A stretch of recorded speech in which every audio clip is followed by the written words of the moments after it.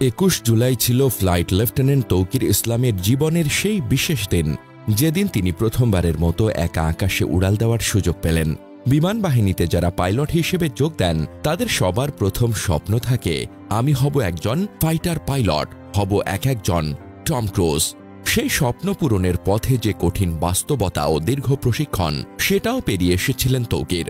শত প্রতিযোগিতা, শত বাছাইয়ের পর মাত্র হাতে গোনা কয়েকজনকে সুযোগ দেওয়া হয় ফাইটার ট্রেনিংয়ের জন্য। তৌকির সেই ভাগ্যবানদের একজন ছিলেন। 21 জুলাই ছিল তার প্রথম সোলো ফ্লাইট মিশন, একজন পাইলটের জীবনের সবচেয়ে গুরুত্বপূর্ণ মাইলফলক। এর আগে সকল ট্রেনিং ছিল ডুয়েল ককপিটে প্রশিক্ষকের সঙ্গে, আজ ছিল একক উড্ডয়ন।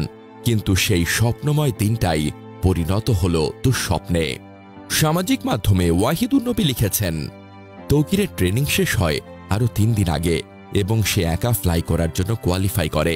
নিয়ম হচ্ছে যেদিন কোয়ালিফাই করে সেই দিনই প্রথম সোলো ফ্লাই করা।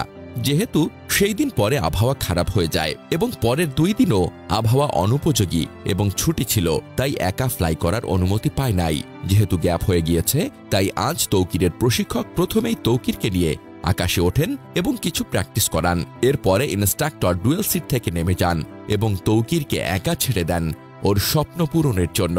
যেহেতু কোনো ভুল করে নাই ট্রেনিং ফ্লাইটে, তৌকিরের ট্যাক্সি, টেক অফ সবই ছিল ভালো। প্রথম একা ফ্লাই করার দিনে পুরো স্কোয়াড্রন সাজ রব থাকে ওয়েলকাম করতে। ইনস্ট্রাক্টর রানওয়ের পাশে সার্বক্ষণিক থাকে ওয়্যারলেস নিয়ে, যদি কোনো সাহায্য বা গাইডেন্স প্রয়োজন হয়।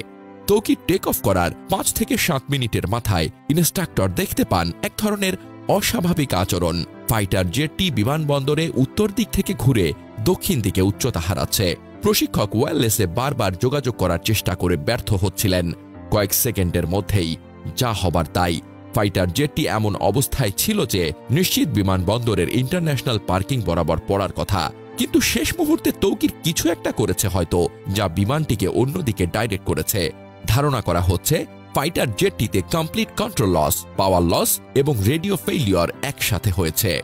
সাধারণত নতুন ফাইটার পাইলটদের একা প্রথম ফ্লাইটে সবচেয়ে ভালো বিমানটি দেওয়া হয়, কিন্তু তবুও কেন হলো বোঝা যাচ্ছে না। বিমান বাহিনীর ইতিহাসে প্রথম একা ফ্লাইটে এটাই প্রথম দুর্ঘটনা। আমি সুইসাইড অ্যাটেম্প বলতে চাচ্ছি না বা নারাজও, কারণ পাইলট শেষ মুহূর্তে ইজেক্ট করেছে, কারণ এইসব ক্ষেত্রে বডি পাওয়া যায় না, বিমানের সাথে পুরোটাই বার্ন হয়ে যায়। পাইলট শেষ পর্যন্ত কোনো কিছু চিন্তা না করে যদি আগেই বের হয়ে যেত, তাহলে ক্ষয়ক্ষতি অন্যরকম হতো আর নিজেই বেঁচে যেত অক্ষতভাবে।